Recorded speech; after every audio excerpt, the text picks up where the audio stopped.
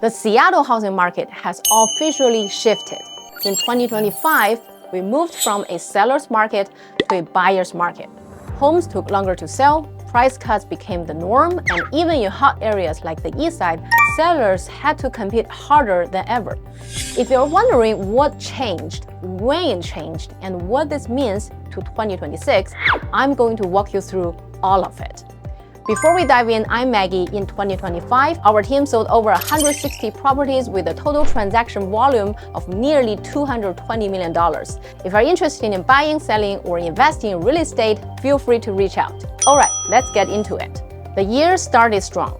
January was our busiest month. We had more buyer consultations than any other time all year. Sellers rushed to list, buyers rushed to buy. Everyone feared missing out. They thought prices might climb or rates might drop. From the outside, it looked like a typical hot spring market. Plenty of listings, steady closings, and lots of buzz. But if you looked closer, something was off. Yes, listings and sales were both going up, but the number of homes coming on the market was growing much faster than the number of houses actually selling. And while most people didn't notice at the time, because the market still felt really hot, the cracks were already forming.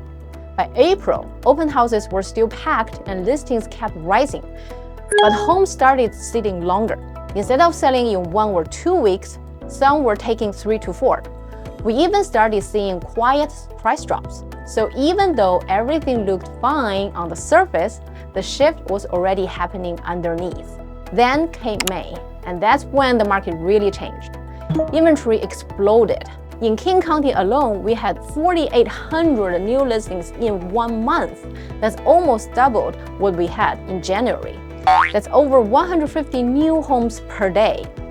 When you look at the data, months of inventory jumped from just over 1 month in January to nearly 4 months by June.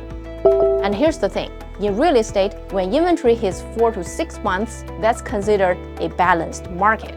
So we were getting close. And when that happens, the power starts shifting from sellers to buyers. One of the biggest areas hit was the Eastside. Redmond, Bellevue, all those hotspots that used to sell instantly suddenly had multiple homes for sale in the same neighborhood. Competition between listings went up really fast. And it wasn't just about the inventory. Buyers' confidence started dropping too. Only 16% of people say that they thought it was a good time to buy. And that was around the same time the Trump administration introduced new tariffs. Remember that? The stock market took a hit, especially tech stocks. And in Seattle, a lot of buyers are tied to tech. Their portfolio dropped, their buying power dropped, and many either postponed buying or lowered their budget.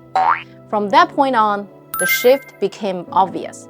Homes started selling for less than asking, buyers were negotiating again, and sellers had to adjust.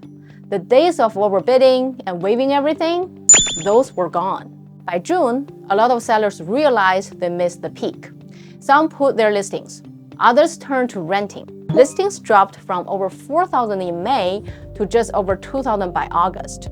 That's a big drop, but even then, supply was still higher than demand, so inventory continued to build. And then we hit fall. Normally, we expect a little boost in September and October. The Fed cut rates finally, and a lot of people were hoping for a golden fall market, but it didn't happen. Why? Too much inventory. Buyers weren't rushing in because they didn't have to. They had options, they had leverage, and they knew it. Sellers who overpriced had to cut, and even the good listings had to negotiate. We were regularly seeing 3 to 5% discounts just to get a deal done. On the flip side, a lot of sellers just gave up and decided to wait for 2026. So yeah, the market cooled.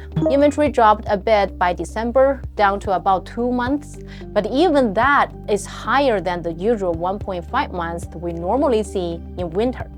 The bottom line, we ended the year in a buyer's market. And here's the truth. Interest rates aren't the main issue anymore. The real issue now is supply. There's just too much of it, and buyers aren't in a hurry. So what's the takeaway? 2025 was the year Seattle's housing market officially shifted, not temporarily, but structurally. we moved from a seller's market to a buyer's market, and it's not bouncing back overnight. Prices didn't crash, but they didn't grow either. King County's average home price rose just 0.8% from the year, essentially flat, even below inflation, and well under the over 5% gains we saw in 2021 and 2022. Sales dropped hard. Only about 24,000 homes sold in King County, far below the 30,000 from previous years. This market is cold.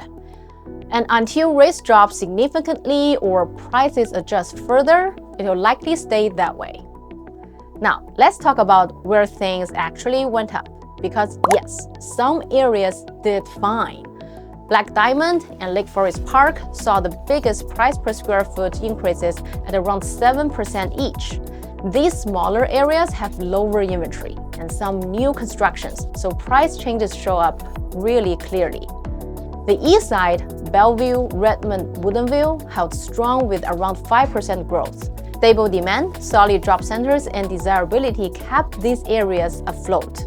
Even the city of Seattle posted small gains of 1 to 2%, driven by affordability and first-time buyers. The common thread? Strong location or tight supply. That's what's propping up prices. But not everywhere did well. Mukilteo and Linwood saw clear declines of 3 to 5%. And the reason? Too many listings, not enough buyers. Homes priced even slightly high set for months, sometimes over 40 days. And while the Eastside saw inventory spike, Redmond's up 120% year over year, it's still selling better than most. You just need sharper pricing now. Homes that used to sell in 10 days might take 30, but they are moving, unlike the outer suburbs. The toughest places to sell, Black Diamond, Duval, Maple Valley, Auburn, were listings at 40 plus days. Even Bothell slowed from 10 days to over 30.